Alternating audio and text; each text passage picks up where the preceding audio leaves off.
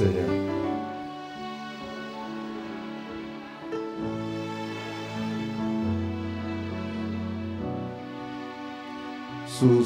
Sous cette atmosphère, nous pouvons nous rasseoir et nous ouvrons nos Bibles dans Exode. Exode, nous allons lire chapitre 24. Yes. Alors que nous allons continuer à parler, cette gloire va s'intensifier de plus en plus. Le Seigneur n'a jamais menti. Est-ce que tu peux dire Amen? Le Seigneur n'a jamais menti. Il a dit et il les fera. Est-ce que tu peux dire Amen? Exode 24. À partir du verset 15e jusqu'au verset 18. Exode chapitre 24. Verset 15 jusqu'au verset 18e. La Bible dit: Moïse monta sur la montagne, et la nuée couvrit la montagne. La gloire de l'Éternel reposa sur le mont Sinaï, et la nuée les couvrit pendant 6 jours. Le 7e jour, l'Éternel appela Moïse du milieu de la nuée. 17. L'aspect de la gloire de l'Éternel était comme un feu dévorant sur les monts, sur les sommets de la montagne, aux yeux de tous les enfants d'Israël. Aux yeux des enfants d'Israël. Moïse entra au milieu de la nuée et il monta sur la montagne. Moïse demeura sur la montagne pendant 40 jours et 40 nuits. Seigneur, merci pour ta gloire. Merci pour ta présence. Merci, Seigneur. Nous sommes en train de parler de la gloire de Dieu. Dis avec moi la gloire de Dieu. Oui, nous sommes en train de parler de la gloire de Dieu. Et hier, nous avons été bénis par les soubassements, les fondements que l'orateur a posés. Il nous a expliqué c'est quoi la gloire. Il est parti de l'étymologie du kabod et de doxa pour nous amener à comprendre qu'est-ce qu'est la gloire de Dieu. Je n'aimerais pas revenir sur cela, mais je vais continuer pour dire que la gloire de Dieu est intimement liée à la présence de Dieu. Est-ce que tu peux dire Amen? Parce qu'on ne peut pas parler de la gloire de Dieu en dehors de la présence de Dieu. On ne peut parler de la gloire de Dieu que dans la présence de Dieu. En fait, la gloire de Dieu, c'est la présence de Dieu. Mais ce n'est pas simplement une simple présence de Dieu. Parce que là aussi, nous devons comprendre qu'il y a l'omniprésence de Dieu. Ce que nous appelons la présence générale de Dieu. C'est le fait que Dieu soit partout à la fois et en même temps. Alléluia. Ici, Dieu est là. En Afrique, Dieu est là. Dans la forêt, Dieu est là. Sous la mer, Dieu est là. Il n'y a aucune place que l'homme peut se rendre où Dieu ne peut être là par sa présence. Est-ce que tu peux dire Amen? Ça, c'est la présence, c'est l'omniprésence de Dieu. C'est pourquoi les psalmistes disent: où irai-je loin de ta face? Où fuirai-je loin de toi? Si je monte, tu es là. Si je descends, là même ta main me conduira. Alléluia. Aucune place, aucun endroit que l'homme peut se rendre, que Dieu ne peut manquer d'être dans sa présence. Même dans la forêt la plus dense, quand une feuille tombe de l'arbre, Dieu est là et il voit. Mais dans cette dimension-là, on ne peut pas encore parler de la gloire de Dieu. Alléluia. Mais il y a aussi la présence particulière de Dieu qui est liée à sa promesse. Là où 2 ou 3 sont réunis en son nom, il est là. Ça, ce n'est pas une présence générale, ce n'est pas l'omniprésence, mais c'est une présence qui est liée à la promesse que Christ nous a faite. Là où 2 ou 3 sont réunis en son nom, il est là. Comme ici, nous sommes réunis en son nom, il est là. C'est pourquoi la Bible dit qu'il est doux, qu'il est agréable pour des frères de demeurer ensemble. Car c'est là où Dieu répand la vie et la bénédiction. J'ai envie, toi qui es ce soir en ces lieux, parce que la présence de Dieu est là, par rapport à cette promesse. Alléluia. Mais il y a encore une autre type de présence que nous pouvons appeler la présence intime de Dieu. La présence intime de Dieu, c'est là aussi où réellement la gloire de Dieu commence à se manifester. Pourquoi? La gloire de Dieu n'est pas d'abord un problème d'un groupe d'individus. La gloire de Dieu, c'est un problème individuel et particulier. Pourquoi? Parce que les gens peuvent être en groupe tel que nous sommes là. Il y a des gens qui voient des choses. Il y a des gens qui expérimentent des choses. Mais il y a encore d'autres gens qui ne voient rien, qui ne sentent rien. Pourquoi? Leurs pensées sont à la maison, les factures que je dois payer, l'enfant que je dois mener à l'école demain. Tu es là, tu n'es pas disposé. Et Dieu peut passer toucher tout le monde sans qu'il te touche parce que ton cœur n'est pas disposé. Vous vous rappelez de cette femme à la perte du sang. Tout le monde est touché, tout le monde est touché, tout le monde venait là. Mais elle a eu une révélation. Elle dit, si je puis toucher seulement le pont de sa robe, je serai... Elle vient, elle touche. J'ai pris que quelqu'un touche ce soir. J'ai pris que quelqu'un touche ce soir. J'ai pris que quelqu'un touche ce soir. Pas comme tout le monde, mais que tu touches différemment. Que tu touches différemment afin que tu vives sa gloire. Alléluia. La gloire de Dieu, c'est la présence présente de Dieu. La gloire de Dieu, c'est la présence manifeste de Dieu. La gloire de Dieu, c'est la présence agissante de Dieu. La gloire de Dieu, j'aime ça, c'est la présence révélée de Dieu.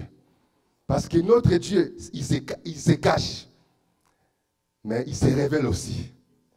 Alléluia. La Bible dit, il a voulu que les hommes le cherchent en tâtonnant, quoiqu'ils ne soient pas loin d'eux. La Bible dit, la gloire du roi, c'est quoi? Vous ne connaissez pas ces versets? La gloire de Dieu, c'est de cacher des choses. Il y a des choses que Dieu cache, qu'il ne révèle pas à tout le monde. Qui ne sont pas accessibles à tout le monde. Il y a seulement une catégorie de gens qui peuvent creuser pour aller trouver cela. Alléluia. Si tu les cherches aujourd'hui, tu les verras. Amen. Dieu veut te révéler sa gloire. Dieu veut nous révéler sa gloire. En fait, la gloire, je l'ai dit, est lié à la présence de Dieu. Mais pas une présence générale, une présence manifeste. Une présence révélée. Une présence agissante. Une présence éclatante. En fait, la gloire de Dieu, ce sont les conséquences qui amènent, qui émanent de la présence de Dieu. Parce que quand Dieu est quelque part, cela ne reste pas inaperçu. Amen. Quand Dieu est quelque part, il ne passe pas inaperçu. Vous savez, les présidents de ce monde, les ministres de ce monde, quand ils passent, on doit savoir que c'est un tel ministre qui est passé. À combien plus forte raison le Créateur du ciel et de la terre? J'ai pris que Dieu passe par toi. J'ai pris que Dieu passe dans ta vie. Afin que les choses se passent, qu'on le sache qu'un Dieu est passé dans ta vie. Alléluia. La gloire de Dieu. La gloire de Dieu. Ce sont des manifestations visibles de Dieu. Par des signes, des miracles, des prodiges, des apparitions. La gloire de Dieu, c'est l'intervention directe et palpable de Dieu parmi son peuple, révélant sa puissance, sa grâce et son amour. Parce que Dieu agit au milieu de son peuple par sa grâce et par son amour. C'est pourquoi la Bible dit que ses bontés ne sont pas épuisées. Ses compassions ne sont pas à leur terme. Elles se renouvellent chaque matin. Et Dieu, par son amour, Dieu ne se plaît pas de voir ses enfants en train de souffrir, en train de de passer des moments difficiles, cela ne lui fait pas plaisir. Il permet cela afin que sa gloire se révèle dans ta vie. C'est pourquoi Christ a dit aux disciples, ce n'est pas que cet homme a péché, ni ses parents qui ont péché, mais c'est pour que la gloire de Dieu, j'aime ça, c'est pour que la gloire de Dieu soit manifestée dans sa vie. Non, ce n'est pas que tu as péché, mais c'est pour que la gloire de Dieu soit manifestée. Est-ce que tu peux dire Amen? Dis avec moi, Seigneur, fais-moi voir ta gloire. Alléluia. C'est pourquoi la Bible dit, l'aspect de la gloire de Dieu était visible au sommet de la montagne. Et tout Israël voyait la gloire de Dieu qui était descendue. Au fait, bref, la gloire de Dieu, ce sont des manifestations, comme je viens de le dire, visibles et palpables. Vous savez, quand Dieu agit, l'on sait voir que c'est Dieu qui est en train d'agir. Parce que l'homme disparaît. L'homme s'efface. Il y a des choses que quand ça se passe, tu dis, ça, il n'y a que Dieu qui peut faire ça.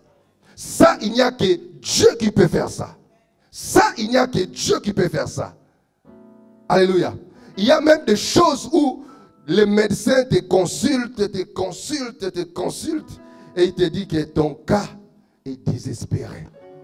Alléluia. Ton cas, il n'y a plus rien à faire. La médecine ne peut plus rien à faire. Mais il y a un Dieu au ciel qui peut faire quelque chose.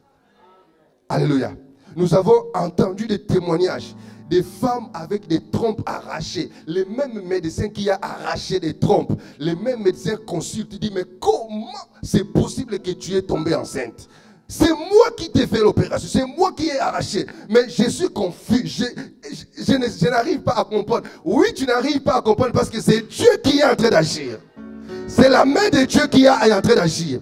Parce que la main de Dieu est différente de la main d'un homme. C'est pourquoi la Bible dit, ce qui est impossible aux hommes, à Dieu cela est possible. Rien n'est impossible à Dieu. Ton cas n'est pas impossible à Dieu. J'ai dit, rien n'est impossible à Dieu. Peu importe ta situation, peu importe ce que tu vis, Dieu a les derniers mots. Et il se lèvera les derniers pour agir en ta faveur. Alléluia. Mais nous avions commencé à le voir hier. Pour vivre la gloire de Dieu. L'orateur a parlé de beaucoup de choses. Et dont l'une a retenu mon attention. C'est la soif de Dieu. Dis avec moi, la soif de Dieu. La soif de Dieu. La passion pour Dieu. Bien-aimé, il y a des choses, comme je l'ai dit. Le Seigneur a dit à cette femme syro-phénicienne, on ne donne pas des choses saintes aux chiens. La gloire de Dieu est parmi des choses saintes. La gloire de Dieu est parmi des choses précieuses qu'on ne donne pas à n'importe qui. On donne à celui qui a soif. À celui qui a soif. À celui qui a soif. À celui qui a soif. Si tu as soif ce soir, tu verras la gloire de Dieu. Je ne sais pas quelle est la dimension de ta soif. Si c'est un petit gobelet. Mais si tu as soif, Dieu te donnera la dimension de ta soif. Est-ce que tu peux dire Amen? La gloire de Dieu. La soif. La passion. Un amour excessif. Un désir ardent de vouloir vivre des choses. Et quand je parle de la soif ici, je ne parle pas de la soif de ce que l'on peut avoir auprès de Dieu. Non. Je ne parle pas de la soif de ce que Dieu peut te donner. Non. Je parle de la soif de la personne de Dieu lui-même. Alléluia. Parce qu'aujourd'hui, nous avons tellement soif de ce que Dieu peut donner. Nous avons tellement soif de ce que Dieu peut faire. Mais nous n'avons pas soif de la personne lui-même de Dieu. Alléluia. Mais si tu as Dieu, tu as tout avec lui. C'est pourquoi la Bible dit, et cela vous sera donné par-dessus. Donc cherchez d'abord, bien-aimé, désire Dieu dans ton cœur. Et le diable fera tout pour étouffer la soif de Dieu dans ton cœur. Pour enlever la soif de Dieu dans ton cœur. Pour tourner tes yeux vers les choses de ce monde, vers les choses passagères, afin qu'il enlève la soif dans ton cœur. Bien-aimé, garde la soif de Dieu dans ton cœur. Garde la soif de Dieu dans ton cœur. Désire-le le matin quand tu te réveilles. Désire Dieu au travail quand tu es là, dans ton lieu de travail. Le soir avant que tu te couches, désire-le encore. Même dans ton sommeil, même dans ton rêve. Rêve de lui. Désire-le, bien-aimé. Il nous arrive de faire des songes à force de beaucoup penser à quelque chose. Tellement que tu as désiré Dieu, il vient te visiter même dans ton songe. Parce que tu as soif, soif de sa présence. Est-ce que tu peux dire Amen? C'est pourquoi David pouvait dire, comme une biche soupire auprès des courants d'eau, ainsi je soupire auprès de toi. Mon âme a soif du Dieu vivant. C'est pourquoi il dévançait l'horreur. Il dévançait, pardon, les soleils. Il s'est levé. La Bible dit qu'il dévançait les soleils. Avant que le soleil se lève, David précédait déjà le soleil. Il prenait sa guitare, son tambourin. Il se mettait à adorer. Il se mettait à adorer. Pourquoi cela? C'est la nuit encore. Les heures creusent. La connexion est directe. Il n'y a pas de dérangement. Il n'y a pas des enfants qui pleurent à côté. Il n'y a pas les téléphones qui sonnent. Non, tu es libre, toi seul, avec ton Dieu. Tu savoures. Il te dit des choses. Tu lui dis des choses. Vous êtes dans l'intimité. Tu entends sa voix. Tu entres dans ses profondeurs. C'est ça l'intimité. Et dans cette dimension-là, bien aimé, la gloire de Dieu est proche de toi. La soif de Dieu qui amène à la gloire. Alléluia. Vous savez, un prédicateur prêchait, il nous a fait rire, il dit, et quand David jouait ainsi, il entrait dans les profondeurs. Dieu est attiré par l'adoration. Dieu est attiré par un cœur qui le cherche. C'est pourquoi la Bible dit, Dieu est sur son trône. Il regarde sur la terre et il regarde qui est l'homme intelligent qui cherche Dieu. Si tu cherches Dieu, tu es un homme intelligent. Et quand David s'est mis à adorer, Dieu vient toujours pour savourer, pour recueillir cette adoration. Et David adorait, le matin s'est levé. Dieu dit, ok, il est temps, je dois partir. David dit, reste encore un peu avec moi. Je vais encore. Vous savez les dimanches, ils ont des prières. Vous avez des choses à faire. Vous avez un travail à partir. Seigneur, ok, je vais partir, mais je vais encore 2 minutes dans ta présence. Je vais encore rester là encore. Contempler encore. Tu as des obligations, mais à un moment, tu es parti, mais tu es divisé. Donc c'est pourquoi seulement Dieu a décidé de faire de nos corps son temple, afin que partout où nous allons, nous promenons avec lui, nous vivons avec lui, nous marchons avec lui. C'est pourquoi il dit, voici je me tiens à la porte et je frappe. Si quelqu'un entend ma voix et ouvre la porte, j'entrerai chez lui, je souperai avec lui, je marcherai avec lui, je dormirai avec lui, je serai avec lui et lui est avec moi. C'est pourquoi vous savez les fiancés qui viennent de se marier. Avant de se marier, pourquoi les fiancés se finissent de cohabiter ensemble? Parce que vous vous aimez tellement. Quand vous êtes ensemble, vous riez, vous souriez, mais les temps de séparation, ce sont des moments difficiles. J'ai connu des gens à tout ça jusqu'à 23 heures où il n'y a plus de transport, mais ça là, voilà. Oh, je t'aime, chérie. Mais les transports finis, tu es ici à Scarou, tu pars soit à Mississauga, il n'y a plus de transports, tu vois les comment? C'est pas l'amour, tellement que l'amour est tellement fort, je dis, même à pied, je vais aller, mais laissez-moi d'avoir le temps et savourer l'amour que j'ai pour toi.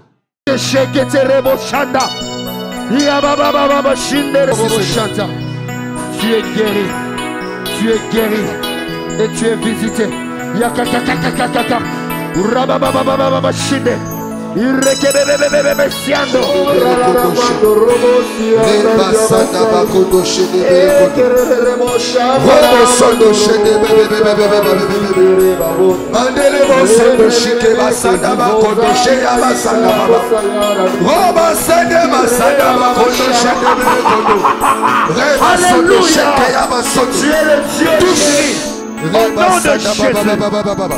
Merci Seigneur.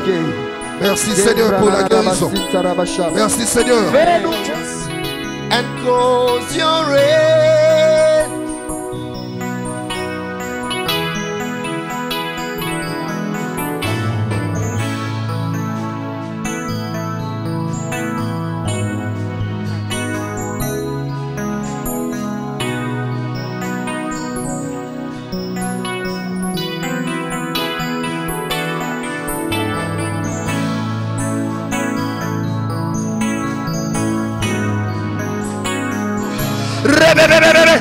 Reçois. Action prophétique t'affecte maintenant. Que tes yeux s'ouvrent maintenant.